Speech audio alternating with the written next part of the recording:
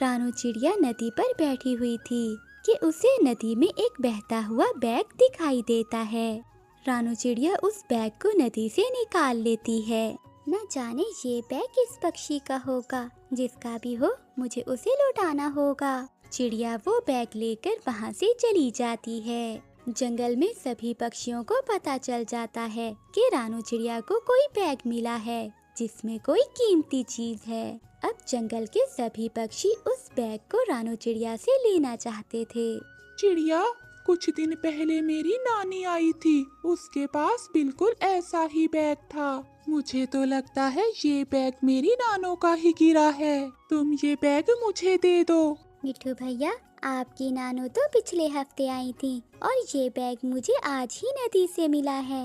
ये बैग आपकी नानो का नहीं है। मिठू तोता बहुत कोशिश करता है और बड़े बड़े झूठ बोलता है, मगर रानू चिड़िया को पता लग गया था कि ये बैग मिठू का है ही नहीं।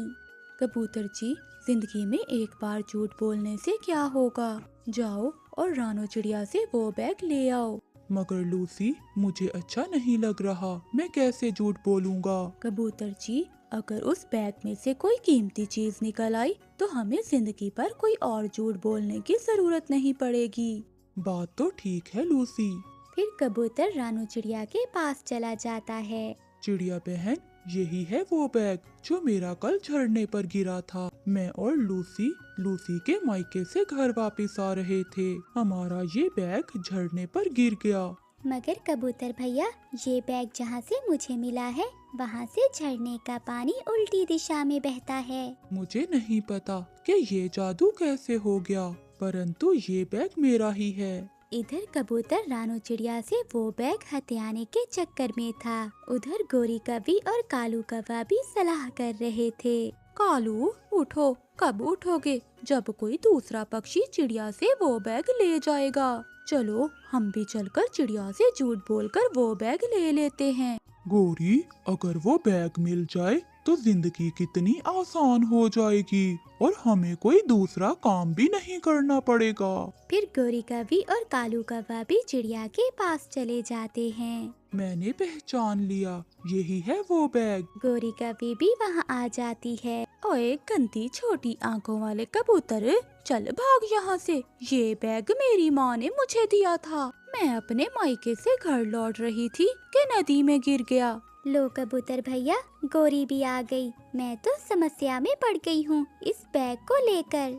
चिड़िया, हमारा विश्वास करो, गोरी के भाइयों ने जमीन बेची थी और इस बैग में पैसे हैं। ये बैग तुम हमें दे दो। शक्ल देखो अपनी, तुमने कभी जिंदगी में ऐसा बैग देखा भी नहीं होगा।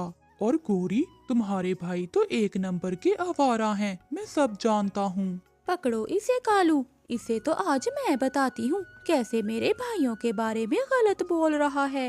हाथ तो लगाओ। इसी बात पर कालू कौवा और गोरी कवि कबूतर पर टूट पड़ते हैं। कबूतर के हाथ में गोरी की पूंछ आ जाती है। कबूतर गोरी की पूंछ पकड़ लेता है। कालू, कालू, मेरी पूंछ छुड़वाओ इस मोटी आँखों वाले कबूतर से, नहीं तो ये गंदी आँखों वाला मेरी पूंछ तोड़ देगा।